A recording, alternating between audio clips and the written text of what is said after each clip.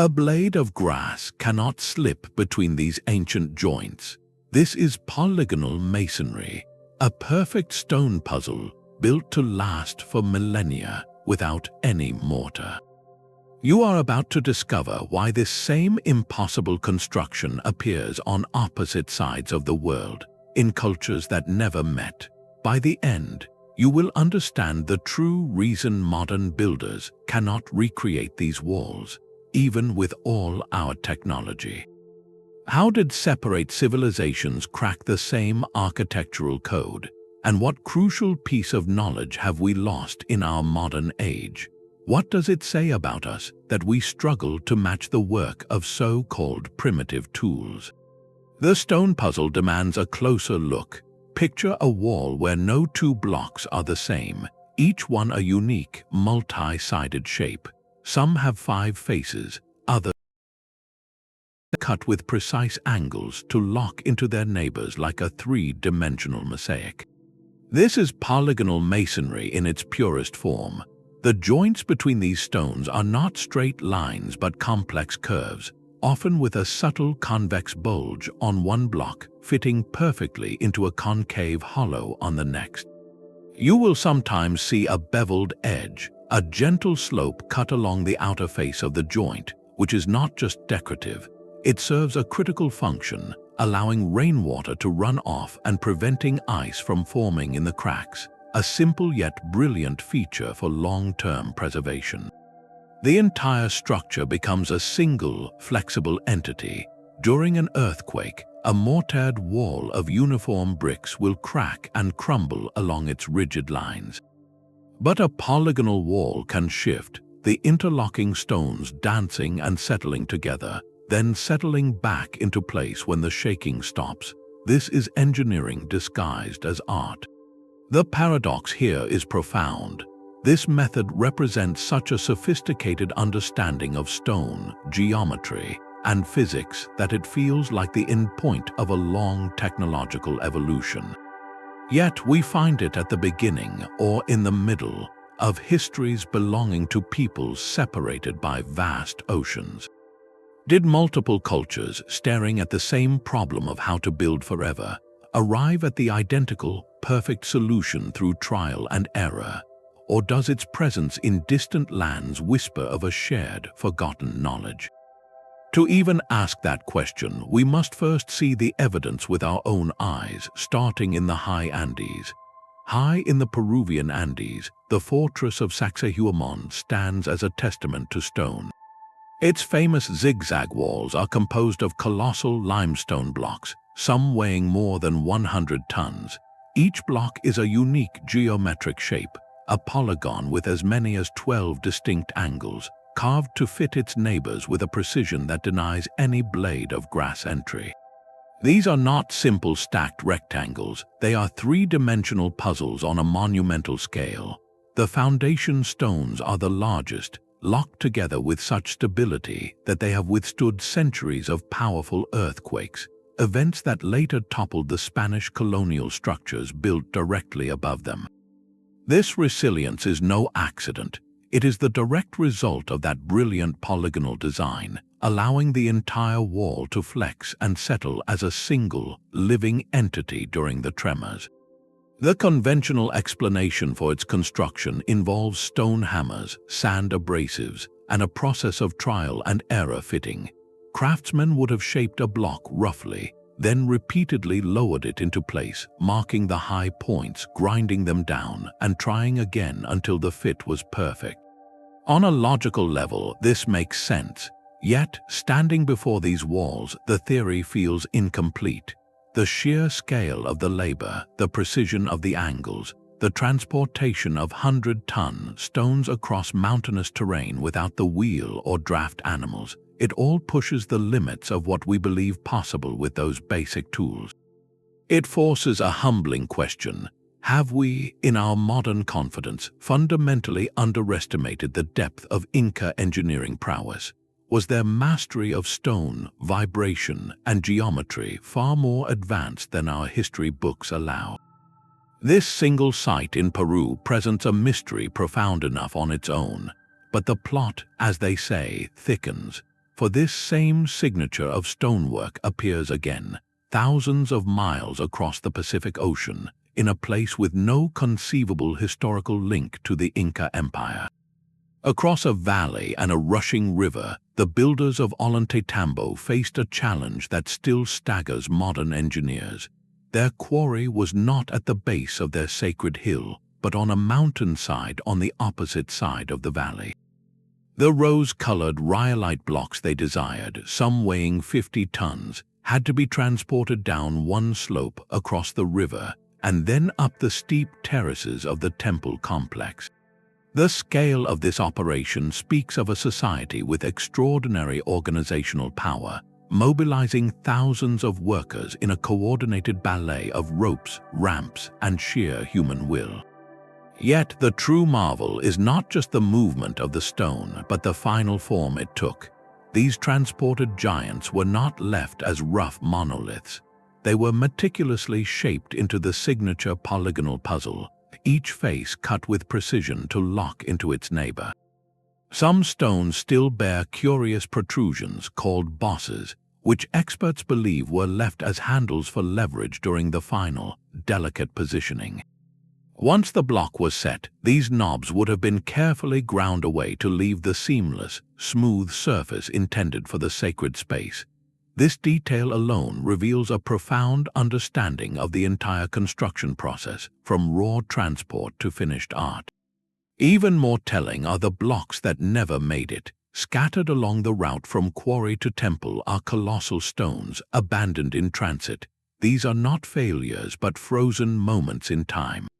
They offer archaeologists a rare snapshot of the process, showing the initial rough shaping that occurred before the journey even began.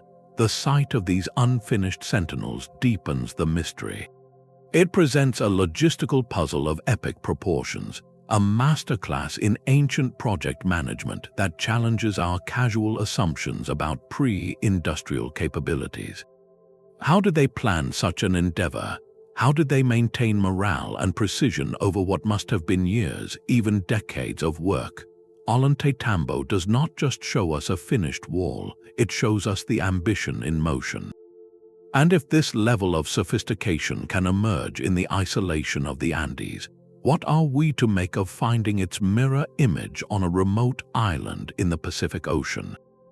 The journey now takes us across the Pacific to the serene landscapes of Japan. Here, amidst the stone bases of Edo Castle and the formidable walls of Osaka, we find a different expression of the same ancient principle. Japanese master stonemasons perfected a distinct style known as ishi no ho zoden. At first glance, it seems a world apart from the colossal Inca walls. The Japanese technique often employs smaller stones, carefully selected river rocks or quarried granite, each one fitted with a quiet, deliberate precision. The goal was not just stability, but aesthetic harmony, creating walls that appeared as natural outcroppings, as if they had always been part of the landscape. This philosophy is captured in the words of the craftsmen themselves, who spoke of finding the stone's face. A master mason would study a raw stone for hours, sometimes days, observing its natural grain and shape. The art was not in forcing the stone into a preconceived geometric form, but in discerning the unique polygon it wanted to be, then fitting it to its neighbors with minimal alteration. This approach reflected a deep cultural respect for the material, aiming for minimal waste and a seamless integration with nature. Yet, for all its philosophical subtlety, the outcome was remarkably similar to the Andean walls. These Japanese polygonal walls were engineered for seismic resilience, their interlocking, flexible joints allowing them to sway and settle during Japan's frequent earthquakes. The contrast in scale between the 100-ton monoliths of Sacsayhuamán and the thoughtfully placed river stones of Osaka is dramatic. One shouts with monumental power, the other whispers with intentional harmony. But both arrived at an identical architectural conclusion, a perfect mortar-less puzzle built to defy time and tremors. This convergence is what makes the global pattern so compelling. It suggests that when faced with the universal challenges of permanence and seismic threat, human ingenuity, in complete isolation, can converge on the same elegant solution. But if this is simply a logical answer to a common problem, a testament to parallel invention, why does it remain so stubbornly difficult for us to replicate today? The mystery is not just in the ancient achievement, but in our modern inability to match it. Our journey now takes a sharp turn westward to the sun-baked island of Sardinia in the heart of the Mediterranean. Here, a civilization flourished for millennia, leaving behind a landscape dotted with silent stone sentinels known as the Nuragic. These are not simple huts, but complex, conical towers built by the Nuragic people, a culture whose story begins in the Bronze Age, around 1,800 years before the Common Era. Their signature structures rise from the earth like ancient beehives, constructed entirely from local basalt or limestone, fitted together without a drop of mortar. At first glance, the masonry appears rougher, more rustic than the polished perfection of the Andes or Japan. The stones are often large and irregular, a style archaeologists call cyclopean. But look closer and the familiar principle reveals itself. The builders did not use uniform blocks. Instead, they selected and subtly shaped each heavy stone, creating a stable, interlocking puzzle. The true genius is seen inside, where the technique allowed them to build upward by corbelling, each course of stone slightly overlapping the one below, gradually closing in to form a domed ceiling within the tower. This was not a random pile of rocks. It was a calculated, evolving architectural tradition that provided both formidable defense against conflict and remarkable insulation from the harsh Mediterranean sun and winter winds. The Nuragic of Barumini, a UNESCO World Heritage Site, stands as a powerful example. It is not a single tower, but a vast, interconnected complex of towers, walls, and courtyards added to over centuries. Its labyrinthine layout and thick, interlocking walls speak of a society deeply knowledgeable about stone, community, and long-term security. The inclusion of Sardinia in our story is crucial. It expands the map dramatically. This is not the work of a famed, expansive empire like the Inca, nor a well-documented philosophical tradition like Japan's. This is the innovation of a lesser-known, island-based culture, developing its own sophisticated version of polygonal construction, entirely separate from the worlds we have already explored.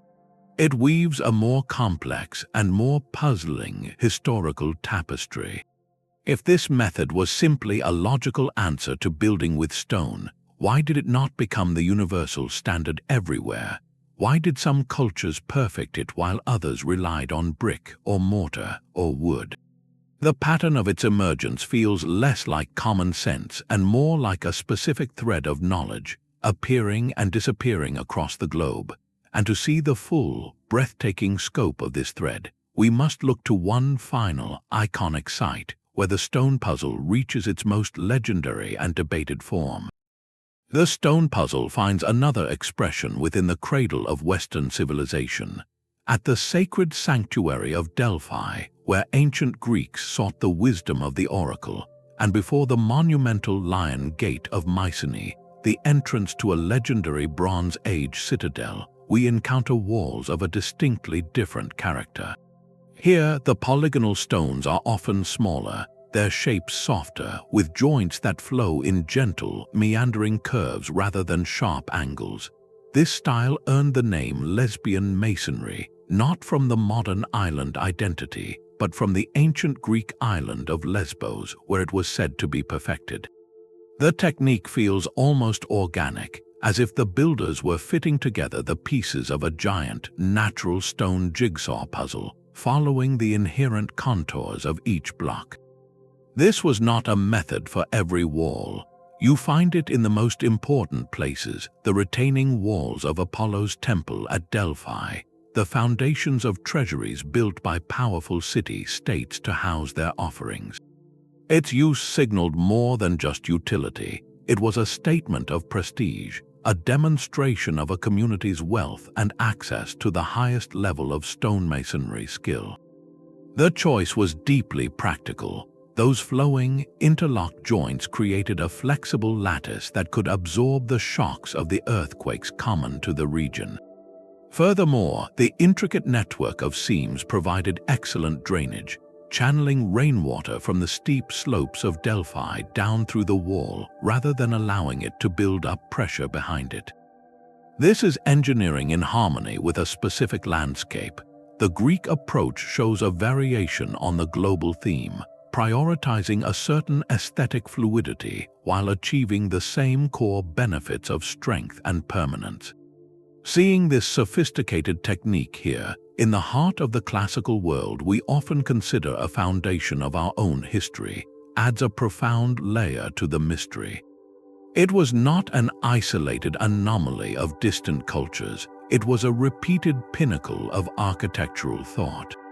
If the Greeks, the Inca, the Japanese, and the Nuragic people all independently arrived at this same complex solution, what does that tell us about the nature of human problem solving itself? Does it suggest a universal architectural grammar, a set of physical principles that, when pursued with enough dedication, inevitably lead to this polygonal ideal? Or does the scattered, unconnected distribution of these sites point to something else entirely, a whisper of a far older school of thought that once circled the globe? The plot, as we have seen, only deepens with each new location, and to confront the most iconic example of all, we must finally turn to the place that has fueled speculation for centuries, where the stone puzzle is presented on a scale that defies belief. The global pattern of these walls presents us with a profound intellectual challenge. We have seen this same architectural fingerprint in the high Andes, on a Mediterranean island, in the forests of Japan, and at the heart of ancient Greece. These cultures were separated by vast oceans and thousands of years, with no historical record of communication or shared blueprints. So how do we explain the uncanny resemblance? Scholars of technology point to a powerful concept known as technological convergence. This is the idea that different societies, when faced with identical fundamental problems, can independently innovate their way to strikingly similar solutions. Think of the eye, which evolved separately in many branches of the animal kingdom, or the pyramid, a stable shape for monumental building that emerged in Egypt and the Americas. The logic is compelling. If your primary building material is stone and you live in a region prone to earthquakes, you are forced to confront the same physics. A rigid, mortared wall will fail. Through generations of trial and error, you might discover that smaller, irregular stones packed together can shift. You might then refine that into shaping those stones to fit more tightly. Over centuries, that process of refinement could logically culminate in the polygonal interlocking method, the ultimate expression of seismic resilience in stone. It represents a peak, a technological plateau that multiple cultures could theoretically climb on their own. This perspective is satisfying in its rationality. It suggests that human ingenuity, when pressed by necessity, follows a kind of universal script. The master masons of Osaka, listening for the stone's face, and the Inca engineers, moving 100-ton blocks, were simply two different expressions of the same profound understanding of material and force. They were all solving the same eternal equation for permanence, yet a quiet doubt persists. Convergence explains why the general idea might appear, but does it fully account for the precision of the execution? The specific choice of complex polygonal shapes over simpler stacked blocks, the subtle beveling of edges for drainage, the understanding that a convex surface must meet a concave one for a perfect joint, these are not obvious first steps. They are the hallmarks of a mature, refined craft. It feels less like multiple inventors stumbling upon the wheel and more like multiple composers independently writing the same intricate symphony. This lingering question is what transforms an academic curiosity into a genuine mystery. It compels us to look beyond the idea of independent invention and ask if there is another layer to the story. And the most compelling evidence for that deeper layer may not come from ancient sites at all, but from our modern workshops. If this technique is a logical peak of stonemasonry, a problem solved by physics and necessity, then why, with all our diamond saws, computer modeling, and hydraulic cranes, can we not build a wall like theirs today? The gap between ancient theory and modern practice is where our first major puzzle appears. We assume the Inca used stone hammers and bronze tools, and we can prove these implements can shape rock. Yet when a skilled mason today picks up a replica stone hammer to recreate the perfect multi-angled joints of Sacsayhuamán, something strange happens. The work is possible, but the timeline stretches from weeks into months for a single, complex block. The precision demanded, those seamless curves and multiple contact points, requires a level of patience and intuitive skill that feels almost superhuman by modern standards. This creates a fascinating tooling paradox. Our advanced power tools, the diamond saws and angle grinders, operate with blinding speed and digital accuracy. But they come with a critical flaw.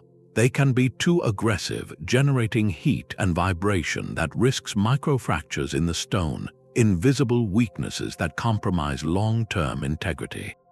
Modern masons who study these ancient walls often speak of a lost tactile wisdom. They suggest the slow, iterative process of grinding with sand and water or pecking with a stone hammer allowed the craftsman to listen to the material. Each tap gave feedback, each pass of an abrasive stone revealed the grain. The shaping became a conversation, not a command.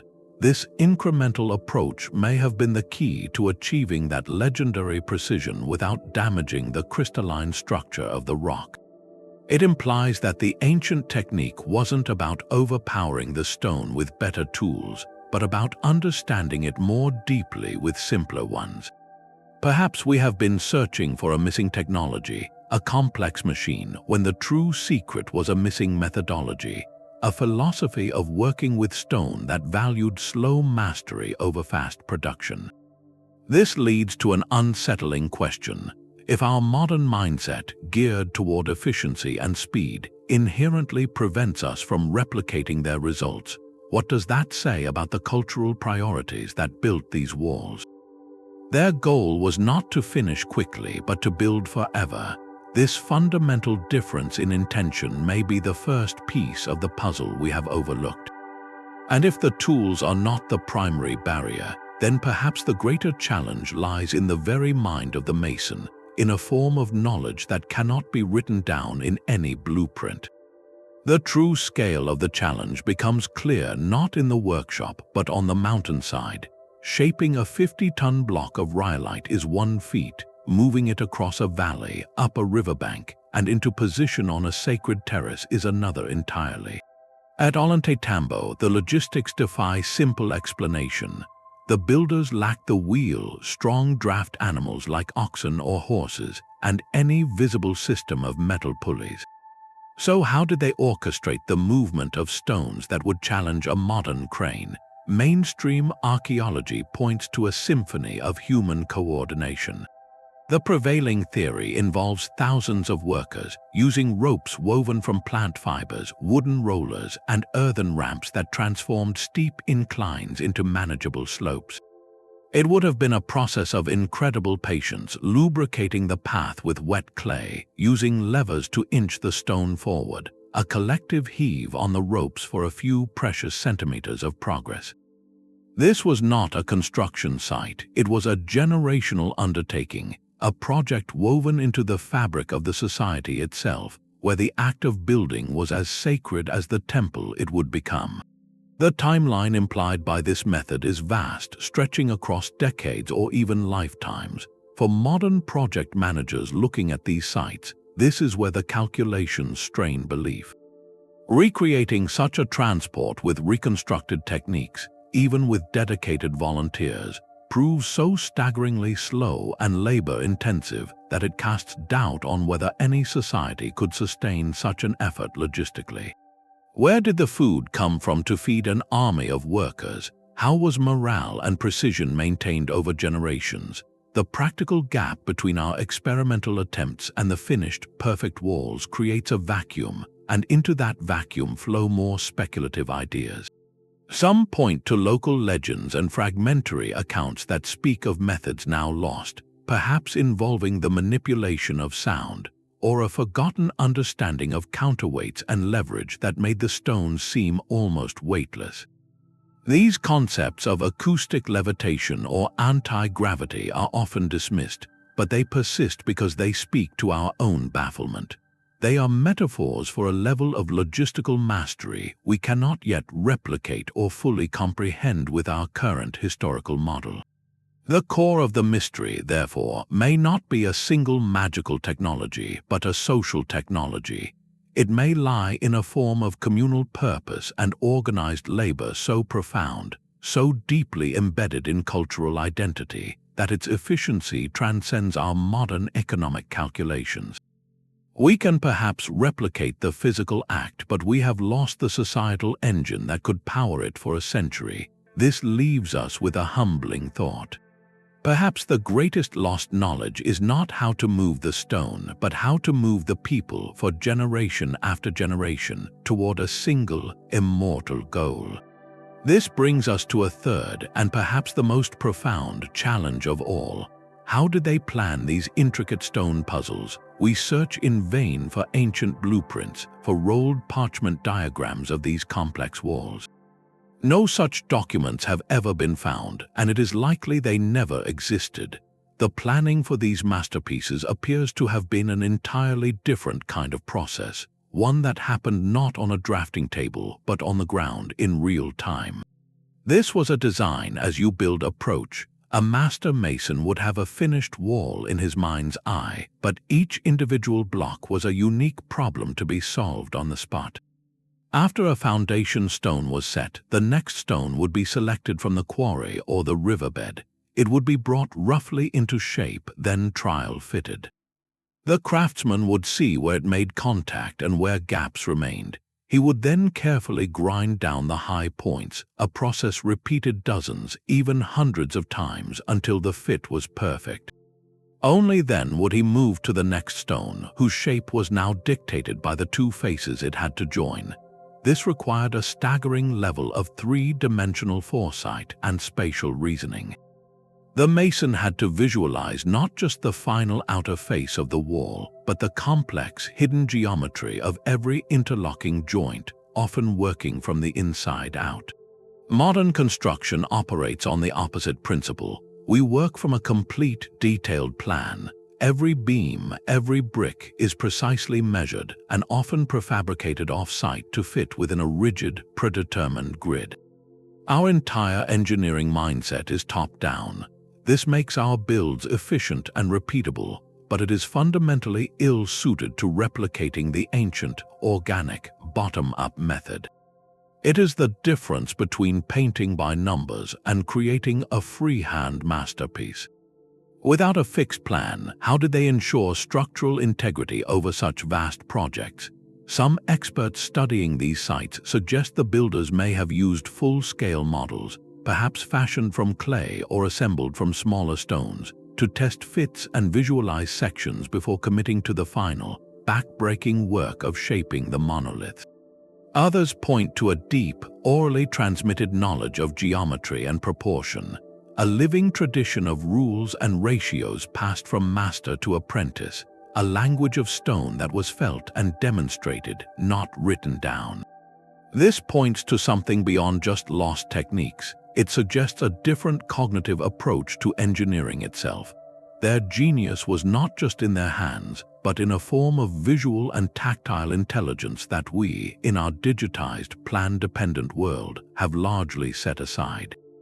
We can measure with lasers, but could we hold the entire geometry of a seismic-proof fortress in our mind's eye, one unique stone at a time? This planning enigma may be the final and most telling piece of the puzzle. It reveals that the greatest barrier to replicating these walls is not in our tools or even our muscles, but in our very way of thinking about creation. This inherent flexibility is the fourth and perhaps most vital secret we have yet to unlock. Polygonal masonry does not just sit on the earth, it dances with it. During an earthquake, the energy traveling through the ground seeks a path of least resistance. In a rigid, mortared wall, that energy has nowhere to go but into the brittle mortar lines, forcing them to crack and shatter, causing the entire structure to fail. But a dry stack polygonal wall is a different creature entirely. Those intricate, interlocking joints are not flaws. They are a sophisticated network of microscopic shock absorbers. As the ground trembles, each uniquely shaped stone can pivot and slide against its neighbor by a fraction of a millimeter, dissipating the seismic energy across the entire lattice of the wall. The stones chatter and settle, then settle back, often into a configuration even more stable than before. This is not passive resistance, it is active collaboration with the forces of nature.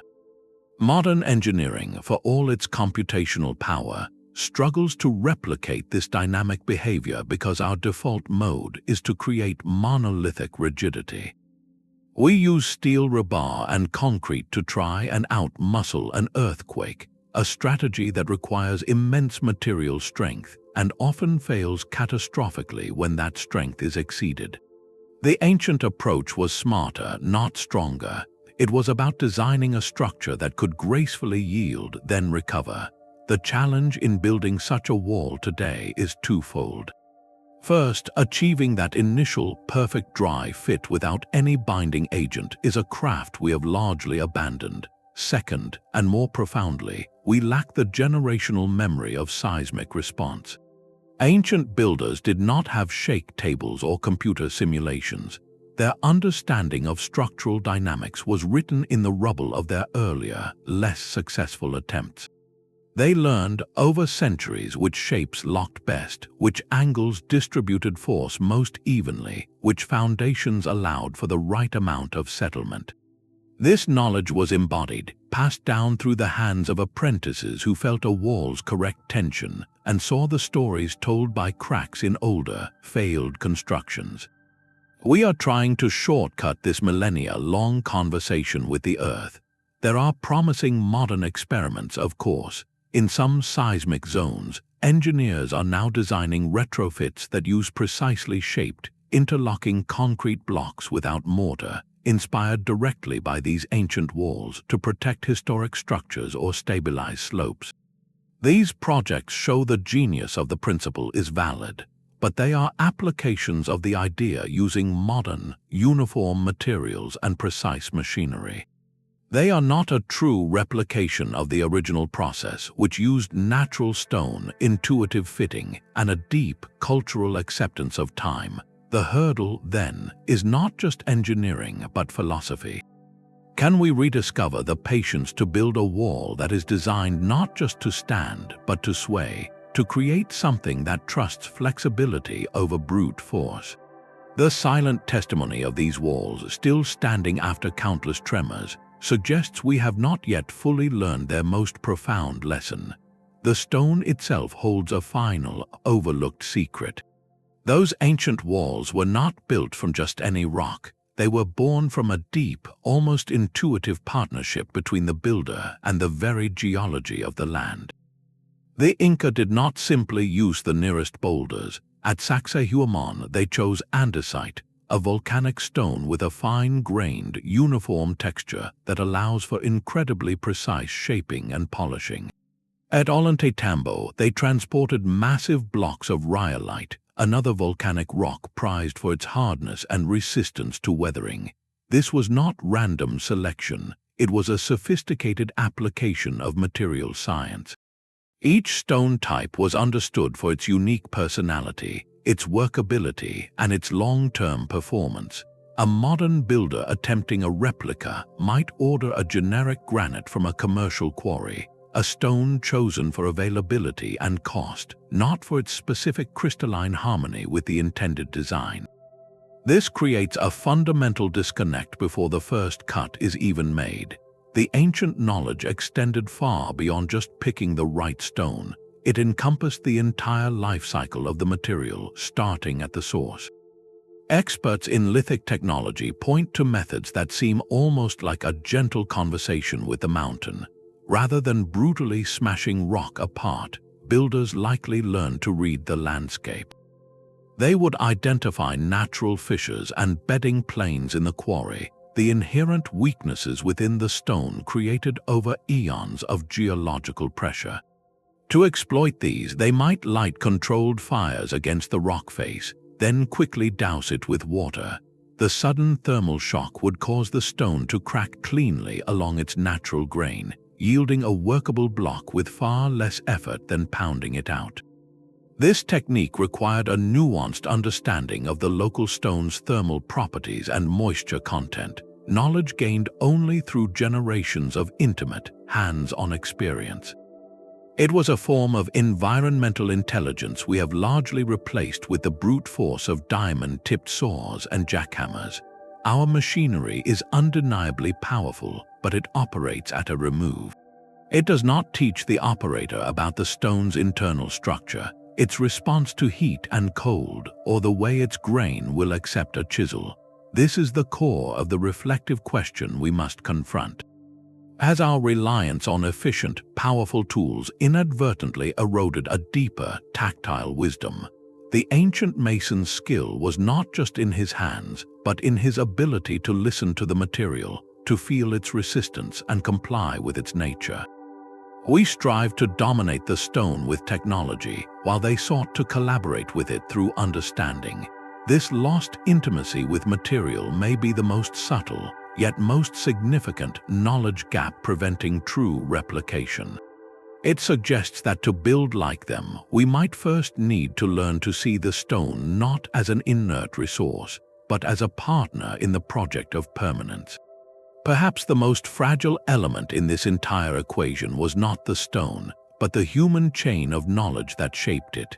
These walls were not built by following a set of written instructions. They were born from a living tradition, a master-apprentice relationship that spanned lifetimes. A young person would enter a workshop not to read diagrams, but to watch, to listen, and to feel. For years, they might perform only the most basic tasks, fetching water for abrasives, turning stones for the master, absorbing the rhythm of the work. The transfer of skill was a slow osmosis. The master's knowledge was not a list of steps, but an embodied wisdom, a deep intuition for how a chisel would sing against a specific type of granite, or how much pressure to apply when grinding a joint to achieve that ghost-tight fit. This was knowledge held in the muscles, the eyes, and the fingertips, refined over decades of practice. It was a conversation without words, passed from one generation to the next in a continuous, unbroken lineage. Modern artisans who work in surviving traditional stonecraft, from the stonemasons of parts of Europe to the few keeping older Japanese techniques alive, often speak of this timeline. They describe a minimum of 10 years to become competent and a lifetime to approach mastery. The craft is not just about making a shape, it is about developing a relationship with the material so profound that the stone itself seems to guide the hands. This creates a vast chasm between their world and ours. In our contemporary approach, we seek to codify, to standardize, to break complex processes into teachable modules for efficiency. We can train someone to operate a diamond saw or a computer-controlled milling machine in a matter of weeks, but we cannot train intuition. We cannot download 40 years of tactile experience. The loss of those continuous cultural lineages, where a craft was the heartbeat of a community for centuries, means we are not just missing the instructions, we are missing the very culture of learning that produced the masters capable of writing them. A modern team attempting to replicate an Inca wall is not continuing a tradition. They are starting from zero, trying to reinvent a language whose grammar has been forgotten. They possess the alphabet, the individual letters of tool and stone, but the poetry of its construction, the effortless flow from thought to form, that requires a fluency earned over generations. This reveals a humbling truth about human achievement. Our greatest and most enduring works may depend less on the technology we invent, and more on the sustained human ecosystems we cultivate to nurture and transmit the deepest forms of knowing. When that chain is broken, some doors close forever, leaving us to admire the lock from the outside. The academic perspective offers a grounded and compelling resolution to our global puzzle. Mainstream archaeology views these walls not as evidence of a lost global culture, but as a powerful testament to the independent genius of humanity. Scholars point to the universal laws of physics as the great unifier. Any society that chooses stone as its medium and faces the threat of earthquakes is playing by the same unforgiving rules. A rigid structure will fall. Through generations of observation, failure, and slow refinement, the solution becomes clear. You must allow the wall to move. The logical endpoint of that realization is a system of interlocking, uniquely shaped blocks that can shift as one. This process, known as cultural evolution, suggests that architectural styles develop much like biological traits, adapting to environmental pressures over long periods. The similarities we see across continents are not copied blueprints, but parallel adaptations to identical challenges. The evidence for this view is found in the beautiful diversity of the styles themselves. Look closely, and the differences are as telling as the similarities. The colossal, angular monoliths of the Andes project roar, intimidating power, a reflection of imperial authority and mountain-top fortresses. The flowing, organic curves of Greek Lesbian masonry seek a harmonious blend with the sacred landscape. The carefully selected, almost natural river stones in Japanese walls embody a philosophical respect for the material's inherent form. These are not carbon copies, they are distinct artistic signatures applied to the same engineering principle. This variation strongly suggests separate developmental paths. Each culture started with local materials and aesthetic traditions, and through their own unique journey of trial and error, converged on the same stable, seismic-resistant form. This framework does not diminish the achievement, it elevates it. It means that human ingenuity, in complete isolation, can climb the same mountain and plant its own flag at the summit. The phenomenon is demystified, yet in a way that makes it more profoundly human. It transforms the mystery from a question of who taught whom into a celebration of how the human mind, when pressed by necessity and driven by the desire for permanence, can repeatedly unlock nature's secrets. This perspective invites a deep respect for the patience and cumulative intelligence of ancient societies. Their mastery was not a sudden gift, but the hard-won prize of centuries, even millennia, of accumulated craft. They learned the language of stone by listening to its failures, a conversation written in the rubble of earlier, less perfect walls. So, perhaps the true connection between these distant builders is not a shared teacher, but a shared humanity, facing a silent stone teacher of its own.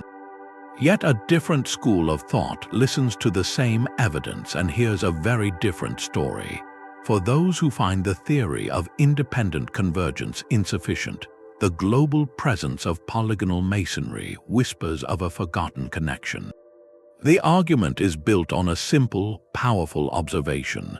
The specific techniques, the precise interlocking of convex and concave surfaces, the subtle beveling for drainage, the apparent mastery of seismic dynamics, these are not simple, obvious ideas.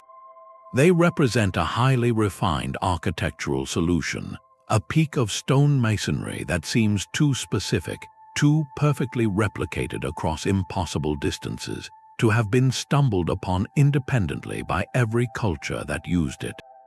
Could it be, they ask, that this knowledge had a single point of origin? The speculative proposals that follow are fascinating. though they exist largely outside the bounds of conventional archaeology. One persistent idea suggests a lost global civilization, perhaps flourishing in a remote epoch before recorded history, that achieved a high level of technological sophistication. According to this view, the survivors of some cataclysmic event, perhaps linked to the end of the last ice age, scattered across the globe, carrying with them the seeds of this advanced building knowledge.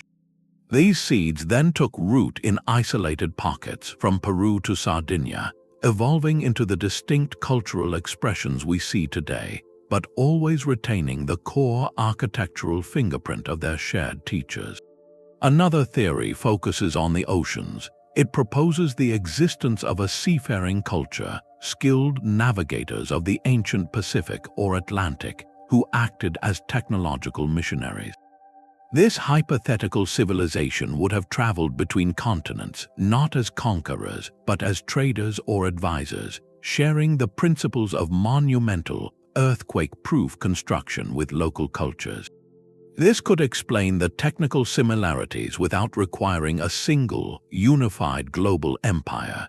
The logistical puzzles we have discussed, the movement of 100-ton stones, the apparent mastery of complex engineering, are seen by proponents not as proof of isolated genius, but as clues pointing to a lost manual, a shared playbook of advanced techniques that has since vanished. It is crucial to state clearly that these alternative views operate in a realm of interpretation, not proven fact. Mainstream archaeology rightly demands physical evidence like artifacts, genetic links, or verifiable trade routes to substantiate such far-reaching connections, and that evidence as of now remains elusive. The shared pottery styles, metalwork, or written languages that typically signal cultural contact are absent between these distant builders of stone. Yet, even if we set aside the more dramatic narratives of lost continents or global cataclysms, these alternative theories serve a vital purpose. They challenge the limits of our historical models and force a valuable question. Are we, in our modern academic frameworks, sometimes too quick to dismiss the possibility of ancient long-distance interaction?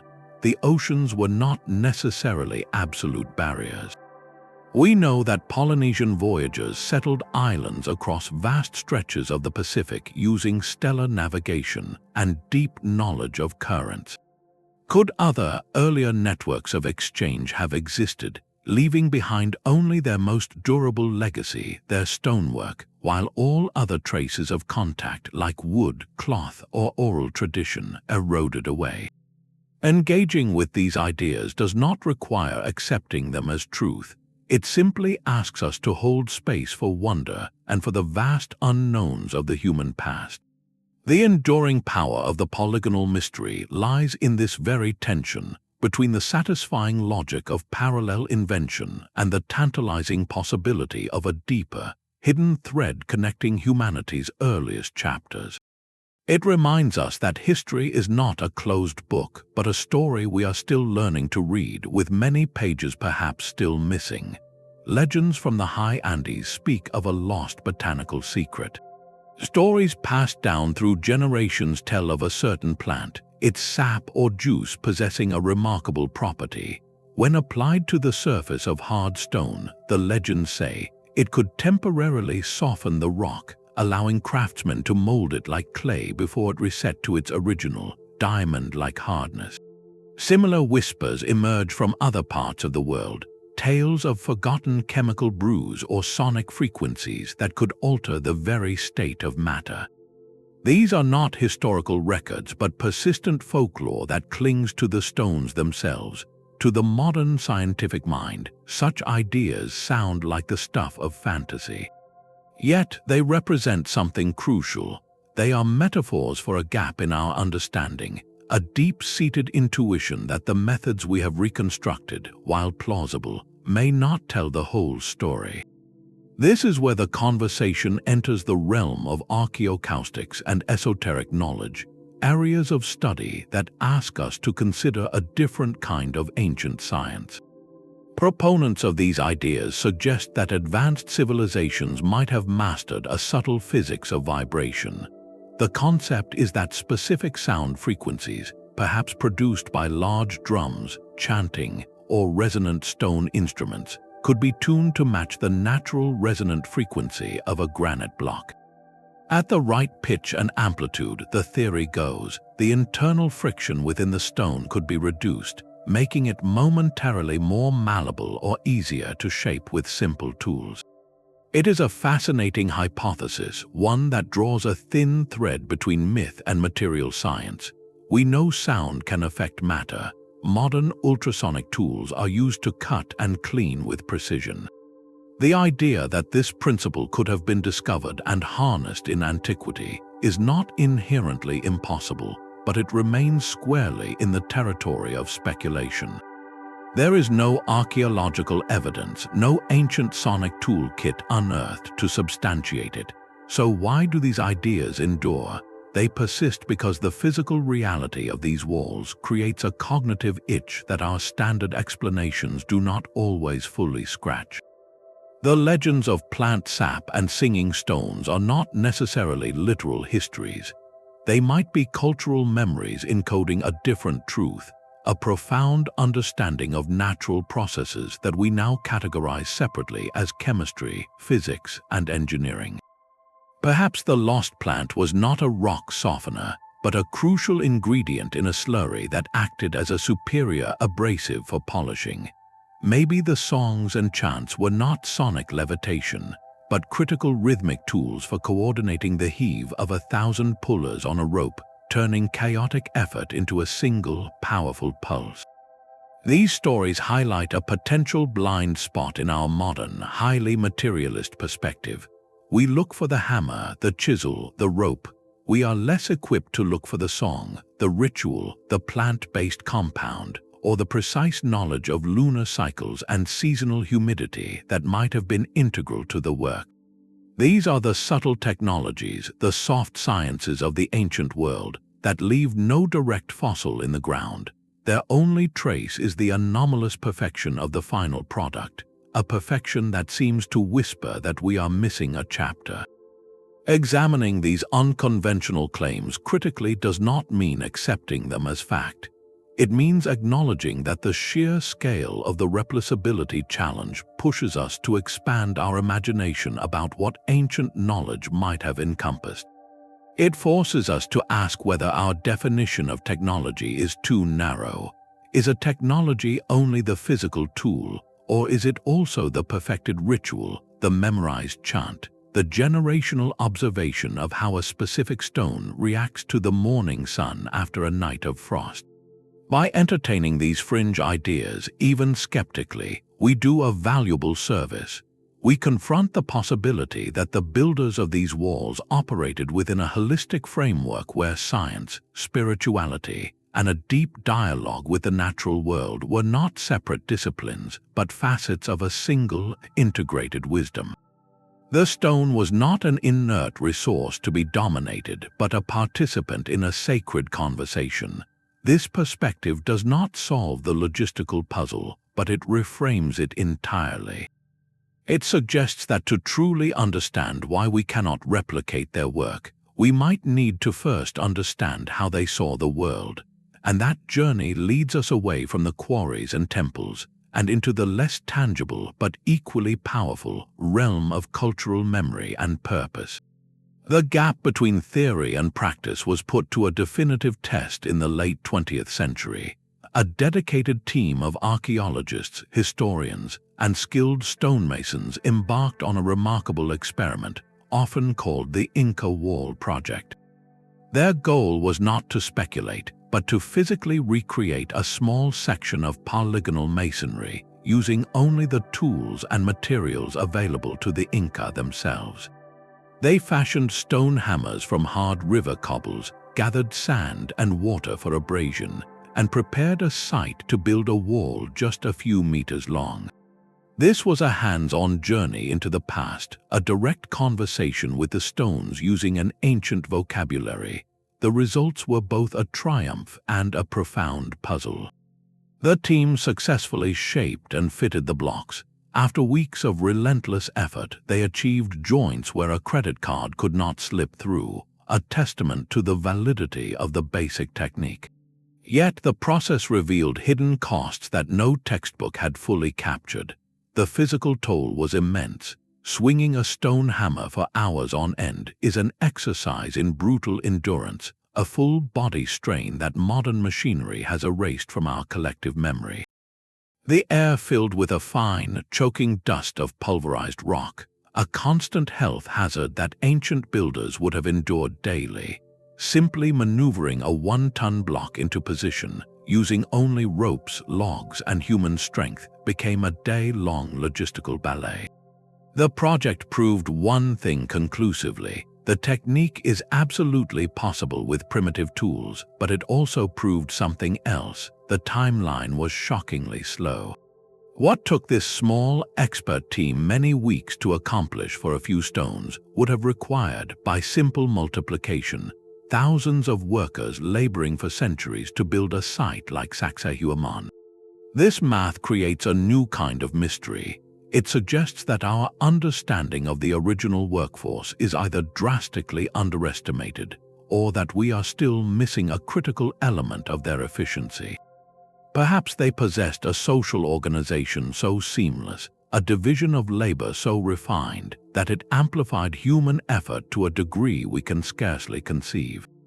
Or maybe there was another layer to their toolkit, a method of softening, shaping, or moving stone that has left no physical trace. This case study does not debunk the ancient methods, it deepens our respect for them. It transforms the walls from static monuments into living records of an effort so vast, so sustained, that it challenges our modern notions of what a society can achieve when unified by a single, generational vision. The stones were not just cut, they were earned with a currency of time and toil that we have since forgotten how to spend.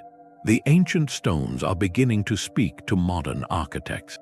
Far from being mere relics of a forgotten past, the principles embedded within polygonal masonry are finding new life in the laboratories and design studios of contemporary engineers. This is not about copying the past, but about listening to its wisdom, a field of study known as biomimicry, where nature's time-tested patterns inspire human innovation. Researchers are looking at these walls not as puzzles to be solved, but as masterclasses in resilience, asking a simple, powerful question: what can a 3,000-year-old wall teach us about building the cities of tomorrow? The answer lies in a shift from rigid resistance to intelligent flexibility, a lesson the ancients understood in their bones. Modern seismic design has traditionally followed a philosophy of brute strength. We use reinforced concrete and deep steel frames to try and out-muscle an earthquake, creating monolithic structures that must absorb and dissipate tremendous energy. When that energy exceeds the design limits, the results can be catastrophic. The ancient approach, perfected across continents, was fundamentally different. It was not about fighting the force, but about dancing with it. The interlocking, mortar-less joints acted as a distributed network of micro-hinges, allowing the entire structure to sway, settle, and reconfigure itself without collapsing. This principle of controlled flexibility is now driving some of the most exciting advances in earthquake engineering. Instead of pouring concrete into rigid molds, innovators are designing prefabricated concrete blocks with complex geometric faces, engineered to lock together in a way that permits slight movement. These blocks can be used to construct retaining walls for highways, foundations for buildings, or barriers in flood zones, creating structures that are both strong and supple. One compelling example comes from research into what are called rocking walls. Inspired by the way large stone blocks can pivot on their bases, engineers are designing concrete wall panels that are not rigidly fixed to their foundations. During a quake, these panels are allowed to rock back and forth. Special tendons or internal mechanisms then pull them back to center once the shaking stops. This system dramatically reduces the structural damage a building sustains. because the energy of the earthquake is spent on the controlled rocking motion, not on cracking the concrete itself. It is a direct, sophisticated echo of the ancient principle. The stone at Ollantaytambo that settled slightly after a tremor is performing the same function as a modern rocking wall, just on a geological timescale. This convergence of ancient intuition and modern calculation is profound. It suggests that the builders of the past were not just craftsmen, but early physicists, intuitively understanding concepts of energy dissipation and dynamic stability that we are only now formally codifying with computers. The potential extends beyond earthquakes. The same logic of interlocking modular units is being explored for sustainable and adaptable construction. Imagine a seawall built from specially shaped, interlocking concrete units that can flex with wave action, reducing erosion and lasting longer than a rigid, monolithic barrier. Or consider temporary housing units that snap together without complex tools or binding agents, creating sturdy, reusable shelters in disaster zones. The ancient technique, born from a need for permanence, could ironically revolutionize how we build things that are meant to be temporary, reconfigurable, or in harmony with dynamic environments. This transforms our reflective question. We are no longer asking if we can replicate their walls for a museum display. We are asking if we can integrate their timeless logic into the very fabric of our future. Can we learn to build systems that are resilient not because they are unbreakable, but because they are clever, adaptive, and designed to heal? The stones of Sacsayhuamán and Osaka have passed their stress test over millennia. Our challenge is to translate that passing grade into a new blueprint for safety, one that humbly accepts that sometimes the best way to stand firm is to know how to gracefully yield. The stone was never just a building block. For the cultures that shaped it, polygonal masonry transcended pure engineering, becoming a language of stone that spoke of cosmic order and cultural identity. The technical perfection we admire was merely the physical expression of a far deeper philosophy. To understand why these walls feel so irreplicable, we must listen to what they were meant to say. For the Inca, the seamless, interlocking wall was a powerful political and spiritual metaphor. It visualized the ideal of Tawantinsuyu, their empire, which meant the four parts united. Just as each uniquely shaped stone was essential to the wall's strength, every province and ethnic group had a vital place within the empire. The wall was a microcosm of a perfectly integrated society. More profoundly, the Inca did not see the stone as dead matter. They believed in waka, the sacred essence present in mountains, springs, and extraordinary stones. By fitting these living rocks together without mortar, they were not just constructing a fortress, they were facilitating a sacred conversation, aligning the built environment with the animated power of the earth itself. The act of construction was a ritual, a way of honoring and partnering with these forces. Across the ocean, Japanese master stonemasons pursued a different, yet equally profound symbolism. Their art, guided by Zen Buddhist principles, sought not to impose human will upon nature, but to reveal the natural order already present within it. The concept of wabi-sabi, finding beauty in imperfection and transience, was central. A master would not force a river stone into a perfect cube. He would spend days observing it, turning it in his hands until he found its face, the position where its natural form could best contribute to the wall's stability and harmony. The resulting wall, with its varied textures and organic lines, was meant to look as if it had grown from the landscape, a testament to patience and deep observation. This philosophical layer is the silent, missing ingredient in modern replication attempts. A contemporary engineering team can analyze the joint angles, calculate the seismic load distribution, and even use computer models to design a perfect interlocking pattern. They can achieve the technical outcome, but they are building a sentence in a language whose poetry they do not speak. the original builders were not solving an equation, they were participating in a ceremony. Every tap of the hammer, every choice of stone was infused with cultural meaning, whether it was honoring an empire's unity or expressing a Zen reverence for natural form. This context shaped the pace, the patience, and the very intention behind the work. A modern project has a deadline and a budget. An ancient project had a destiny and a spiritual obligation.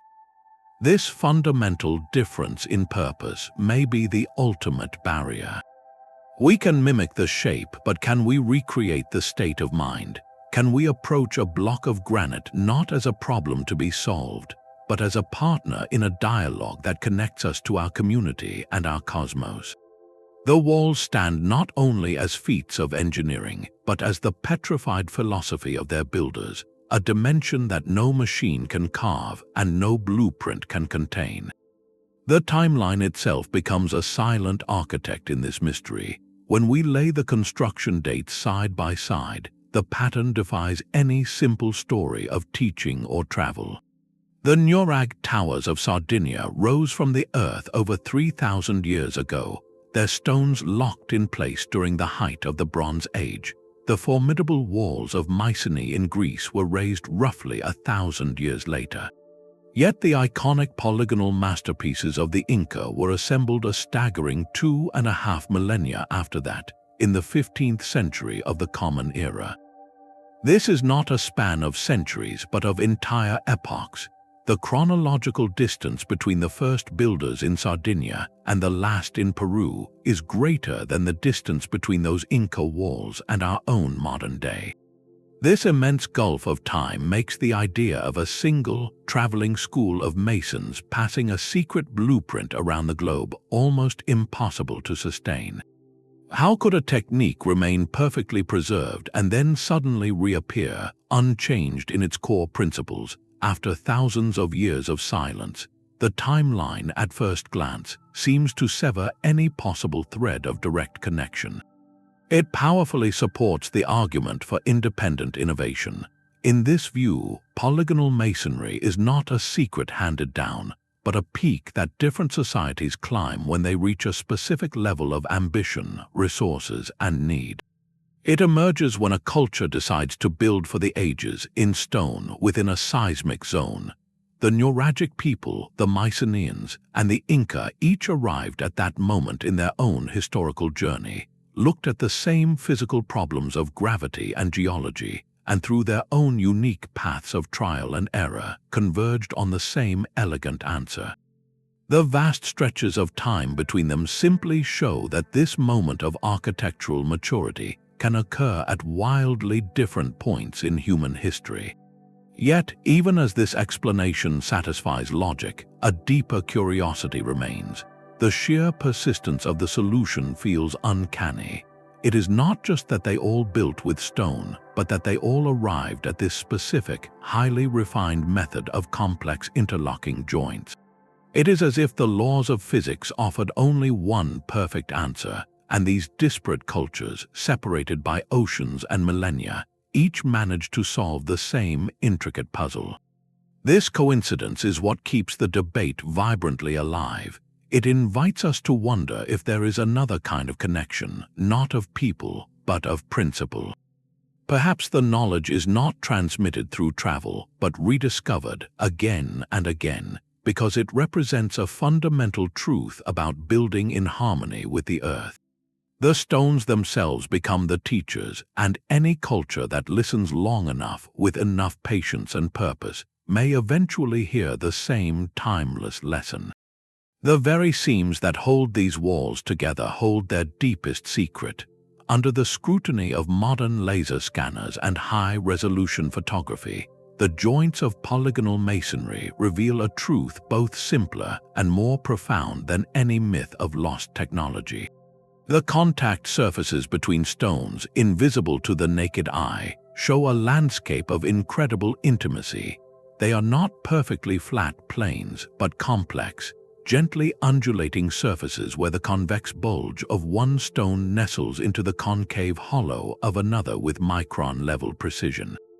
This fit is so exact that it creates a phenomenon known as optical contact, where the stones press together over such a large percentage of their surface area that light cannot penetrate the seam, giving the illusion of a single, solid mass. How was this achieved without digital calipers or power tools? The evidence points not to magic, but to a masterful, tactile methodology. Experts analyzing these surfaces suggest a process of incremental grinding and testing, a dialogue between craftsman and stone. A common theory involves a technique using a soft transfer medium, like wet clay or a colored pigment. After roughly shaping a block, the mason would apply this paste to the contact face of the already set stone. He would then carefully lower the new block into place, applying pressure. When lifted away, the high spots on the new block would be clearly marked by where the clay or pigment had transferred. The mason would then grind down only those highlighted areas, remove the residue, and try the fit again. This cycle would repeat dozens, perhaps hundreds of times, each iteration removing mere millimeters of stone until the two faces mirrored each other with breathtaking fidelity. This microscopic view is a powerful debunker of sensational claims. It shows no signs of stone being melted or softened, no tool marks suggestive of advanced machinery. Instead, it reveals the patient fingerprint of human hands guided by an unwavering standard of perfection. The astonishment felt by modern metrologists, scientists of measurement, is not at some alien technology, but at the sheer scale of the human effort.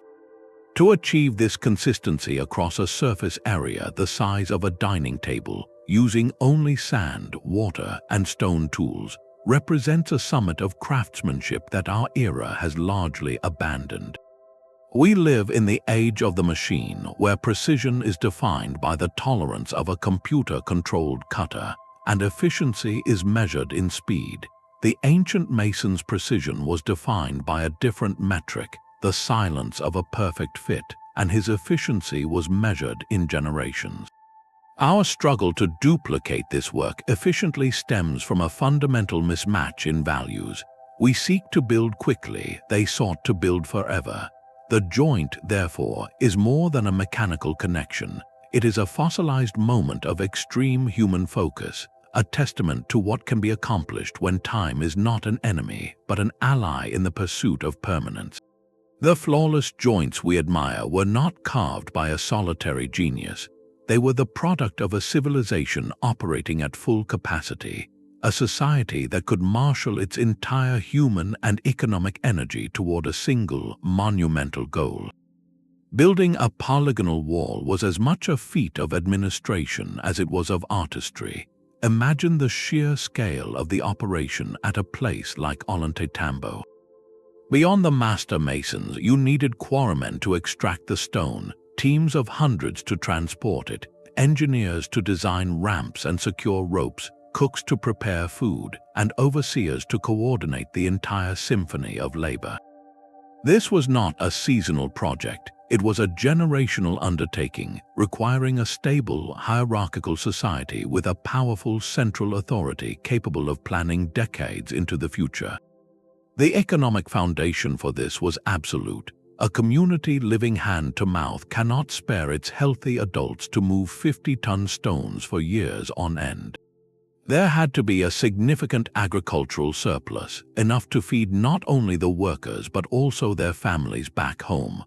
This surplus was generated through sophisticated farming like the Inca's terrace agriculture and managed through a complex system of labor tribute known as the mita. Under this system, every household owed a certain amount of labor to the state each year, which could be used for building roads, storehouses, or these monumental temples. This was not necessarily slavery in the harsh sense we might imagine, but a form of tax paid in work, a social contract that bound the community together and redistributed resources. The driving force behind such an immense investment of wealth and effort was rarely purely practical. These were not simple warehouses or defensive walls, though they served those functions. They were sacred spaces, expressions of political power, and anchors of cultural identity. The Inca built to demonstrate the divine right of their ruler, the Sapa Inca, and to physically manifest their connection to the mountain deities. The labor itself may have been woven into the spiritual fabric of society, a devotional act that brought honor and social standing.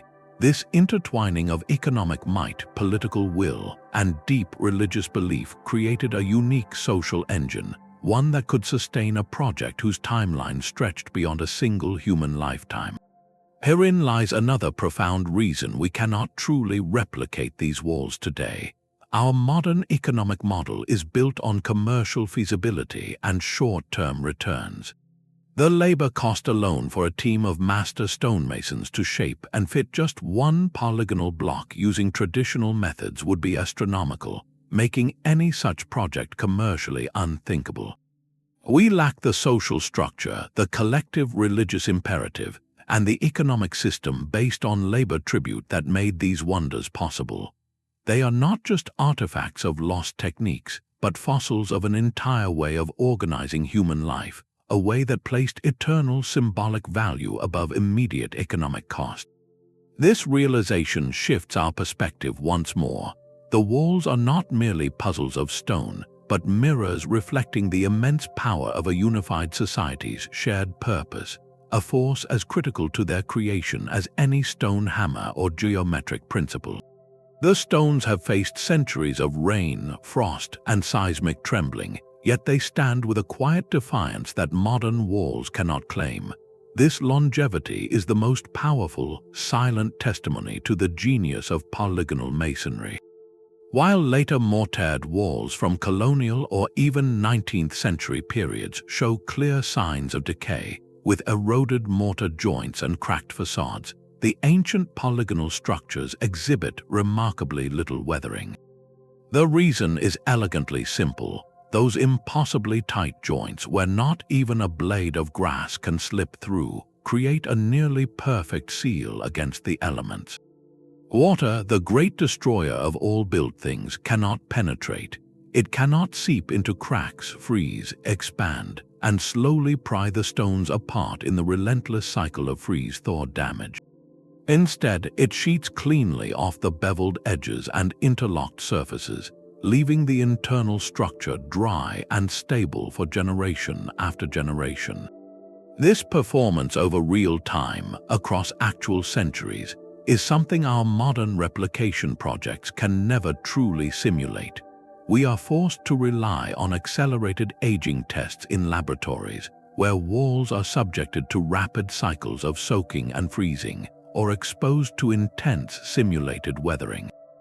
Yet these tests are imperfect models. They compress time into weeks or months, but they cannot capture the subtle, cumulative effects of decades of sun, seasonal humidity shifts, and the slow, patient work of lichen and microscopic life.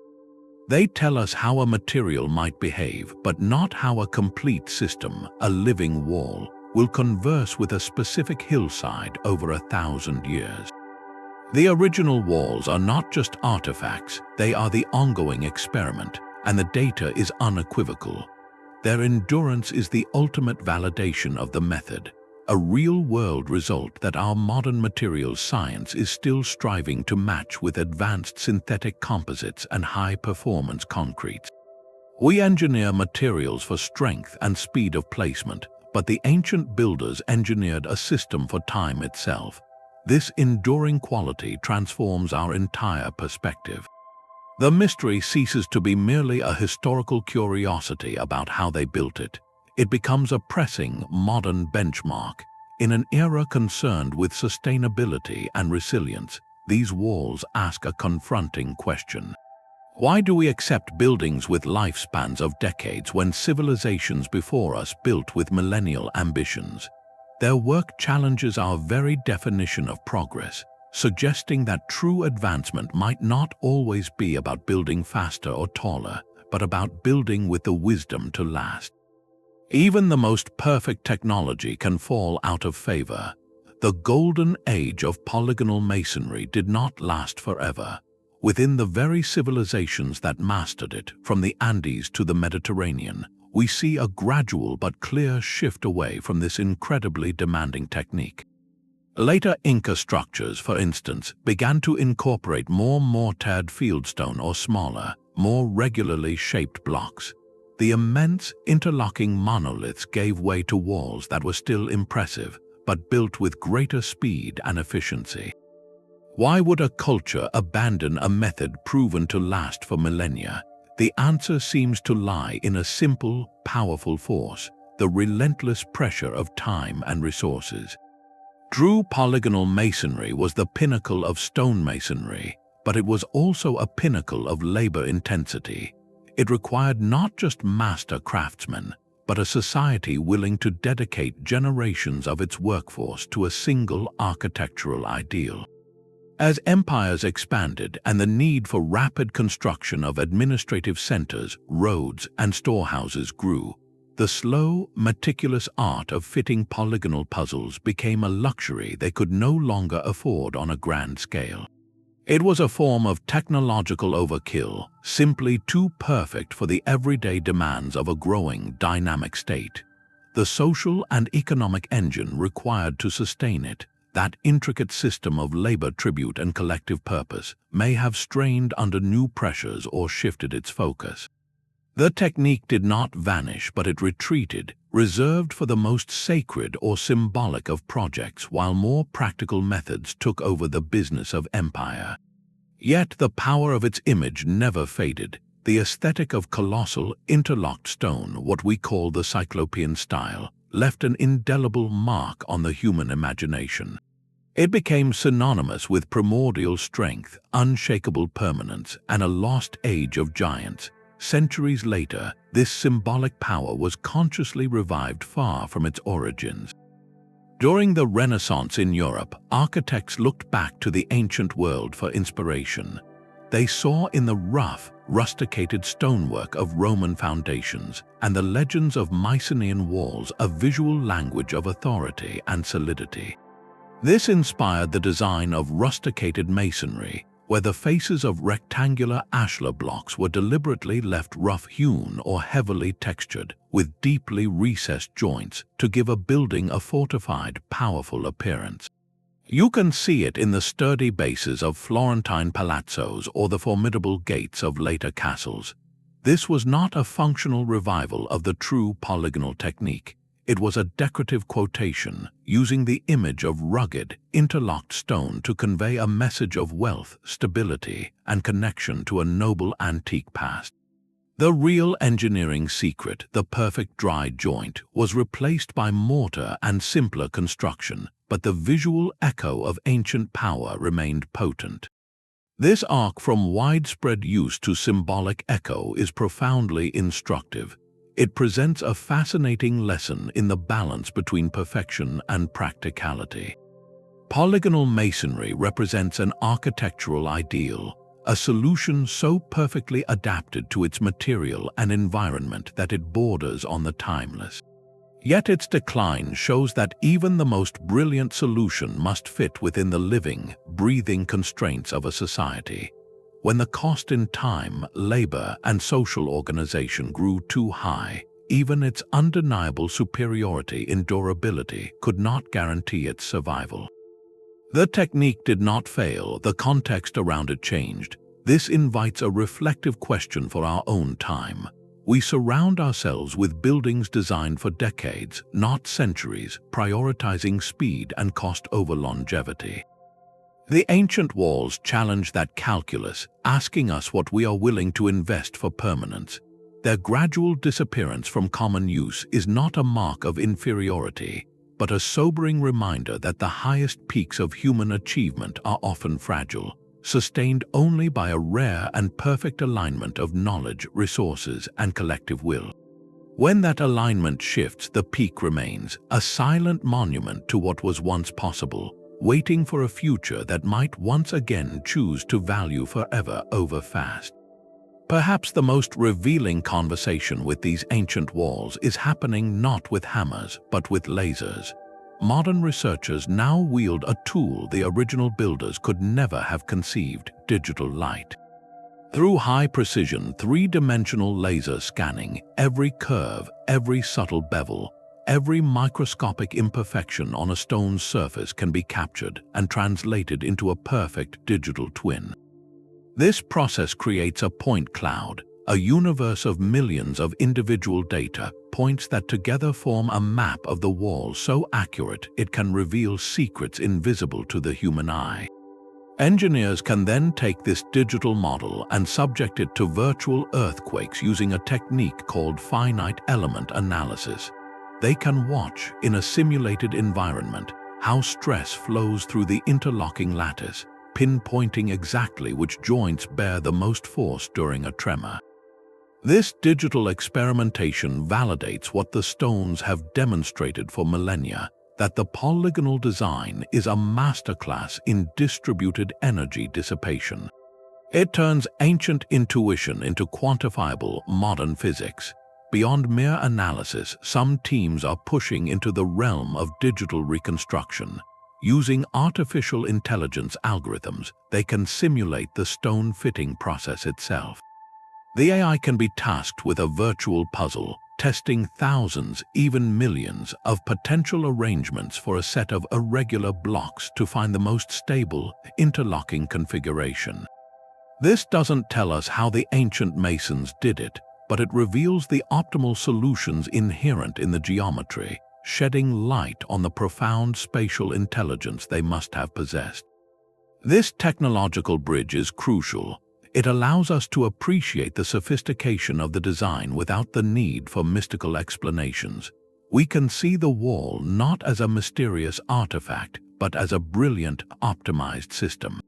The digital model becomes a translator, converting the silent language of stone into a dialect of data and simulation that our modern minds can readily comprehend.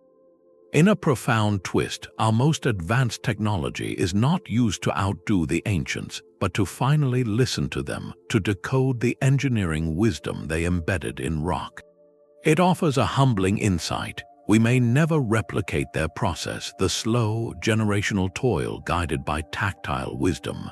But through this digital deconstruction, we can perhaps finally meet them as intellectual equals, understanding the genius of their solution even as we remain in awe of the monumental effort it took to execute it. This convergence of past and future suggests that the true legacy of these walls is not just in their endurance, but in their ability to continually teach us, challenging every new generation to see strength not in rigidity, but in intelligent, resilient connection. There is a profound human dimension to these stones that exists beyond their geometry. As we stand before these walls, marveling at their precision, we must also remember what they truly are. These are not abandoned puzzles left behind by a vanished people for us to decode. They are living heritage, the sacred architecture of cultures with direct descendants who carry forward their legacy today. In Peru, the Quechua communities hold a deep, ancestral connection to sites like Sacsayhuamán and Ollantaytambo. For them, these are not just tourist attractions or archaeological enigmas. They are waka, sacred places imbued with spiritual presence, woven into the fabric of their identity and cosmology. This understanding introduces a vital ethical layer to our entire inquiry. The modern drive to replicate, to finally solve the mystery, can sometimes echo a problematic colonial mindset, one that views ancient achievements as riddles left by lesser cultures for more advanced ones to finally figure out. It risks treating these sites as intellectual property to be claimed, rather than as a profound cultural inheritance to be honored. Any legitimate effort to study or even attempt to understand these building techniques must therefore begin with respect, collaboration, and the full consent of the descendant communities. It means listening first, not just to the stones, but to the living voices of the people for whom these walls are a chapter in their own ongoing story. The goal shifts from a purely technical one of proving we can do what they did, to a more meaningful pursuit of understanding and preservation. Why is this wall here? What did it mean to the society that built it? How can we ensure it stands for generations to come? This approach acknowledges that the mystery itself holds immense cultural value.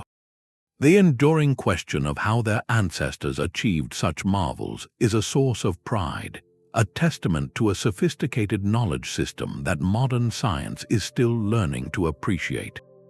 To rush in with drills and theories in an attempt to crack the code disrespects that legacy. It reduces a spiritual and communal achievement to a mere engineering problem. True respect means partnering with communities, supporting their role as stewards, and ensuring that research benefits their understanding and preservation goals. It recognizes that some knowledge may be meant to remain embodied, passed down through tradition and story, rather than extracted and published in a journal. This ethical framework transforms our entire journey. It is no longer just about how they built the walls, but about how we, as a global community, choose to engage with the magnificent creations of others. The greatest honor we can pay to the ancient masons is to protect their work, to seek understanding with humility, and to ensure that the silent testimony of their stones continues to speak on their own terms for all the millennia to come. The mystery resists a simple answer because it was never a simple problem. After examining every angle from the stone hammer to the social engine that powered its swing, a clear, multifaceted picture emerges.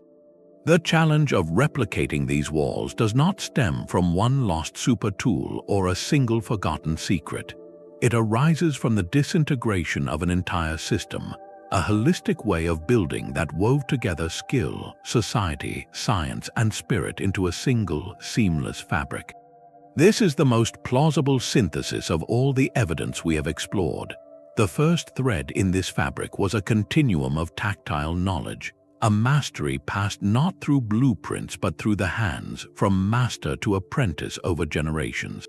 This was not just knowing how to strike a stone, but understanding how a specific granite would respond to the morning chill versus the afternoon sun, or feeling the moment a joint achieved perfect optical contact through the subtle feedback of a grinding stone.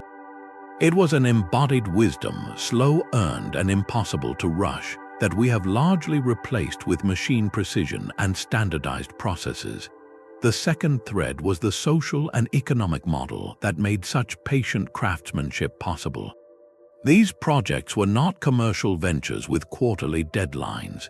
They were acts of collective identity, powered by agricultural surplus and systems of labor tribute that viewed monumental construction as a sacred civic duty. A society could dedicate lifetimes to a single wall because the wall itself was a manifestation of their cosmology, a physical prayer for permanence and order. This deep cultural investment provided the timeline, the vast workforce, and the unwavering motivation that our modern economies simply cannot replicate. The third thread was a profound, empirical material science. This was not abstract theory, but a deep, lived-in understanding of geology, seismology, and geometry. Builders knew which stones from which quarries would last, how interlocking shapes would dissipate seismic force, and how to exploit natural fissures to extract blocks with minimal effort. Their knowledge was gained through millennia of observation, failure, and refinement, a conversation with the earth written in the rubble of earlier attempts and the success of what still stands. Finally, the fourth thread was a design philosophy wholly integrated with a cultural worldview. The wall was never just a wall. For the Inca, it was Tawantinsuyu in stone, a metaphor for a unified empire. For the Japanese master, it was an expression of wabi-sabi and Zen harmony with nature. The technical perfection served a higher symbolic purpose, making the act of building a ritual and the finished product a sacred text. When we try to replicate the walls today, we are attempting to reconstruct only the technical thread, while the other three, the continuum of craft, the social engine, and the unifying cosmology, have frayed or vanished entirely. We possess advanced tools, but we lack the generations of tactile apprenticeship. We have complex machinery, but we lack the societal model for century-long projects. We have brilliant material science, but we severed it from a spiritual relationship with the land. This multifactorial view resolves the great mystery, not by revealing a single lost secret, but by showing us a lost integration. The ancients did not separate engineering from art, or labor from worship, or the individual craftsman from the collective purpose. Their achievement stands as a testament to a different way of engaging with the physical world, one where human ambition was in profound dialogue with material, community, and cosmos. Reconstituting that holistic system in our specialized, fragmented modern context is the true replicability challenge, and perhaps the most humbling lesson these silent stones have to teach. The final word on these walls has not been written. Their enduring enigma ensures that the investigation continues, pushing the frontiers of research in fascinating new directions. One of the most promising paths forward is a deeper, more respectful collaboration with the few remaining traditional stonemasons from cultures that still hold fragments of this ancient knowledge. Imagine a master craftsman from a lineage in Peru or Japan standing before a scanning electron microscope image of a 500-year-old tool mark. Their hands-on wisdom, the feel of a chisel biting into granite, could provide the crucial context to interpret the microscopic story left in the stone. This dialogue between embodied tradition and cutting-edge science can unlock insights that neither discipline could achieve alone. Advanced material analysis is another key frontier. Researchers are now using portable X-ray fluorescence devices to chemically fingerprint the stones, tracing each block back to its exact quarry source. This can reveal astonishing logistical maps, showing not just where the stone came from, but potentially the order in which quarries were used and exhausted, telling a new story of resource management and project planning. Three-dimensional modeling and virtual reality are also opening new doors. By creating immersive digital reconstructions of entire building sites, archaeologists can run endless simulations. They can test how sunlight fell on a worksite at different seasons, how sound might have carried for giving commands, or how a trial block could have been maneuvered into a tight space. These are not just high-tech toys, they are tools for asking better questions of the past. Among the most persistent open questions is the search for a hidden simplicity. Did the builders use basic geometric templates, perhaps simple wooden frames or sets of standardized angles, to guide the shaping of what appear to be infinitely unique blocks? Finding evidence of such a template would revolutionize our understanding, showing a blend of rule-based efficiency within an art that looks purely intuitive. Another puzzle lies in the very first step, the quarry. Beyond the theory of fire setting, could there have been other, now unknown methods for persuading stone to separate from the bedrock with less effort? Some researchers are investigating the potential use of certain plants, whose acidic sap might have been applied to fracture lines to slowly weaken the rock over time, a form of natural chemistry harnessed for engineering. And then there is the silent foundation. Before the first polygonal stone was set, how did they achieve such perfect leveling across acres of uneven, often sloping bedrock? This preliminary work, invisible in the finished wall, is a monumental feat of civil engineering in its own right, and its methods remain largely unexamined. Each of these questions represents a piece of the larger puzzle, a discovery in the chemistry of a tool mark, a new interpretation of a quarry scar, a geometric pattern recognized in a virtual model. These are the incremental steps that build understanding. The investigation into polygonal masonry has evolved into a beautiful, interdisciplinary conversation. It is no longer just archaeologists with trowels and historians with texts.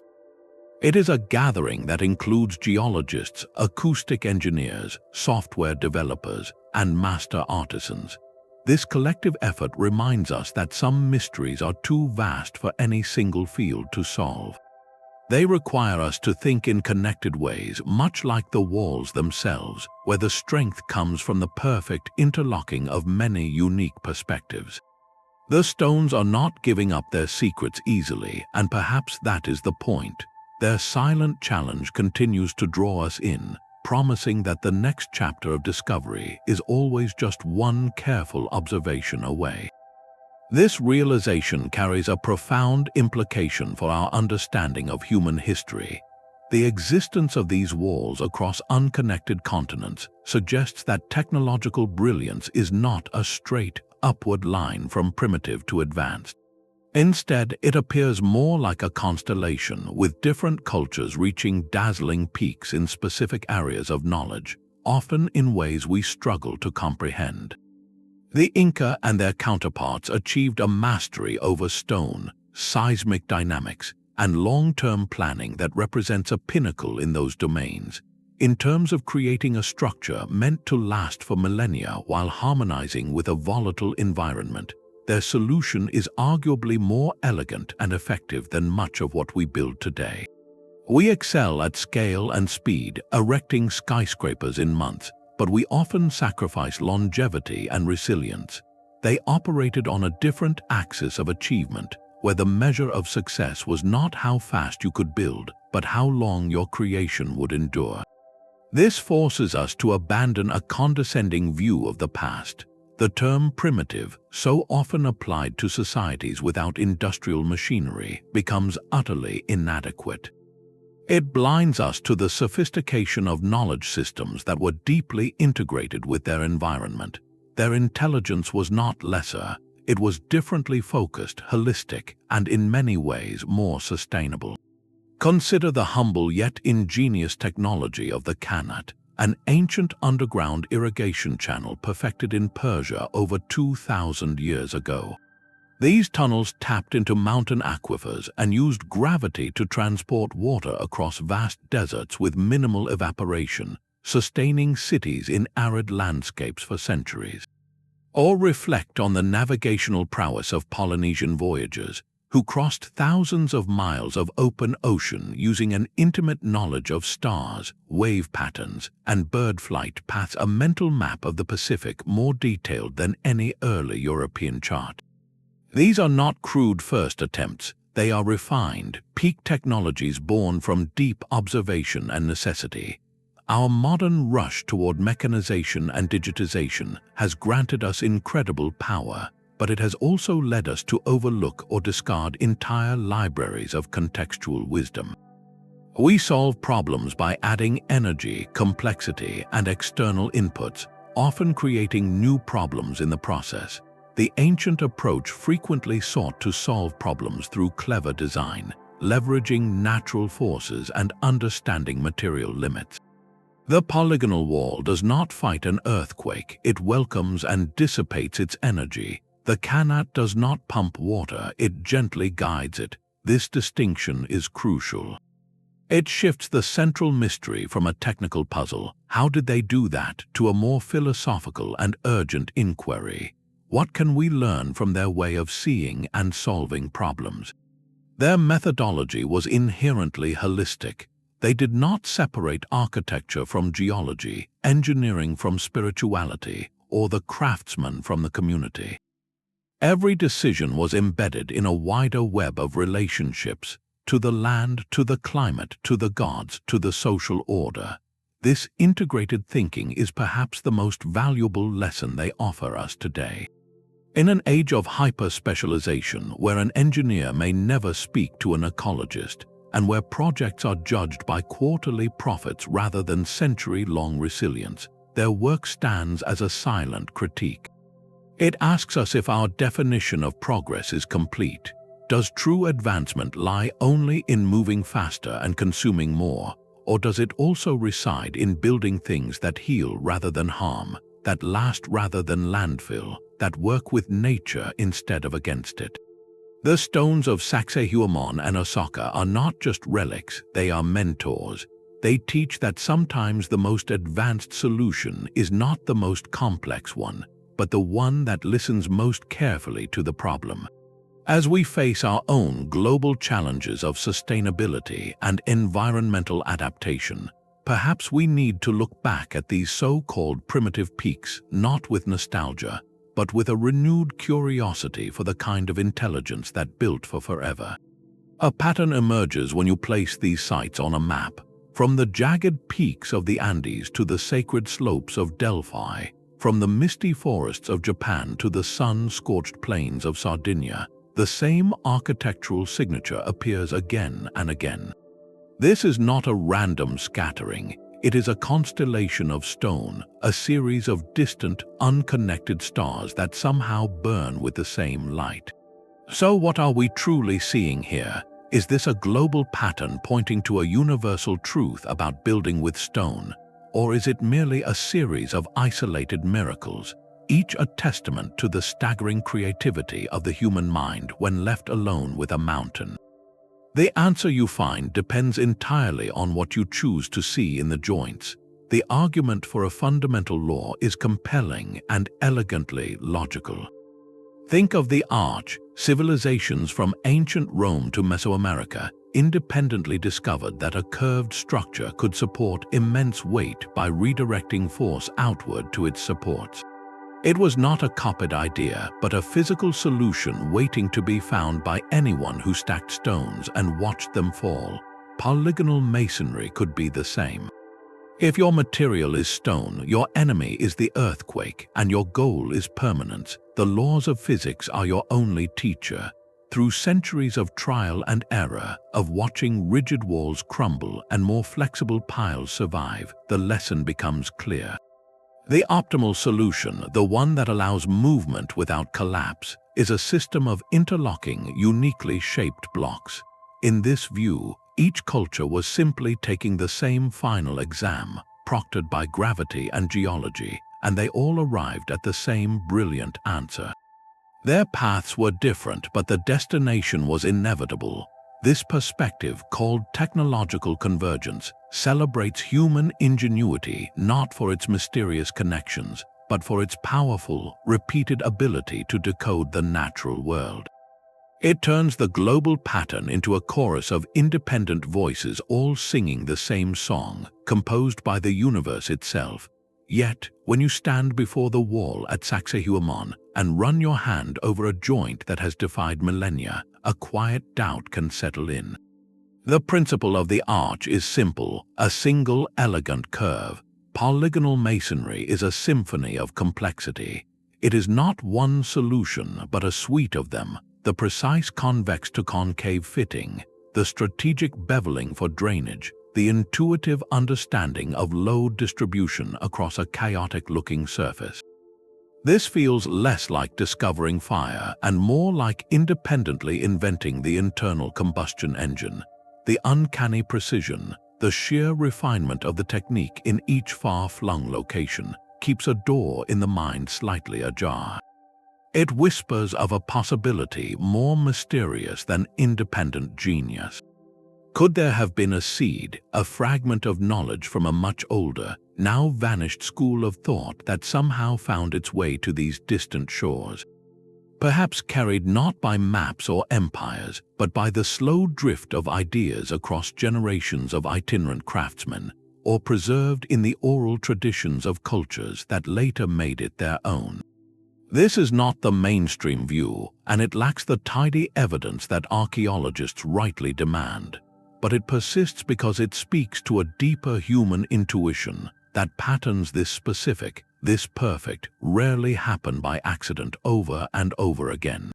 The true power of this mystery lies in its refusal to be solved. The tension between these two explanations, the logical and the enigmatic, is what keeps the stones alive with questions. If we accept convergence, we marvel at the awesome, repeated power of the human mind to arrive at perfection in isolation. If we entertain a lost connection, we are humbled by the vast, forgotten chapters of our own story. Both paths lead to wonder. This unresolved state is not a failure of research, but a gift. It means these ancient sites are not dead puzzles with a single solution to be filed away.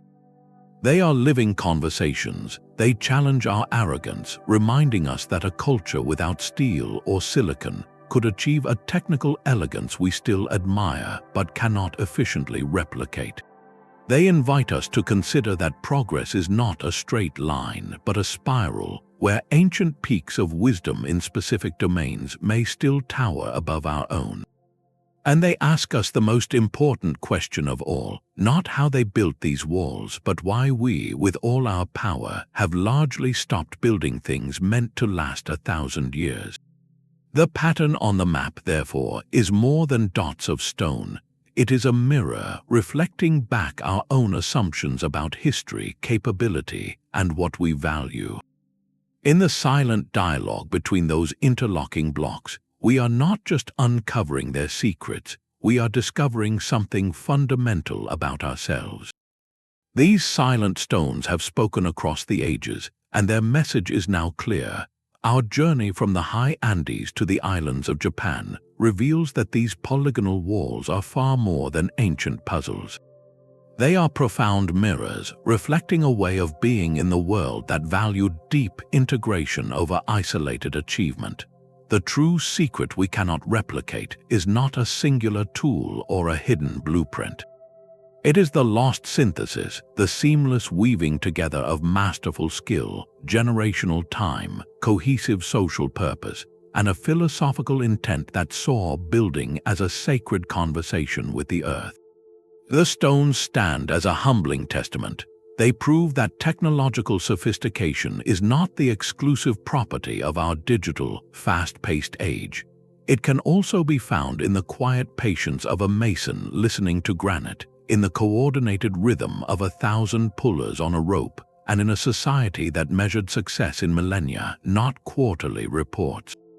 As we face our own global challenges of sustainability and resilience, perhaps the most valuable blueprint for the future is not ahead of us, but behind. The lesson is not to abandon our tools, but to expand our vision. Can we rediscover that holistic wisdom, where engineering honors ecology, where community supports craft, and where we build with the humility to learn from those who truly built for forever? If this exploration has reshaped your view of history and human ingenuity, we would love to hear your reflections in the comments below. And for more journeys into the world's greatest enduring mysteries, be sure to subscribe.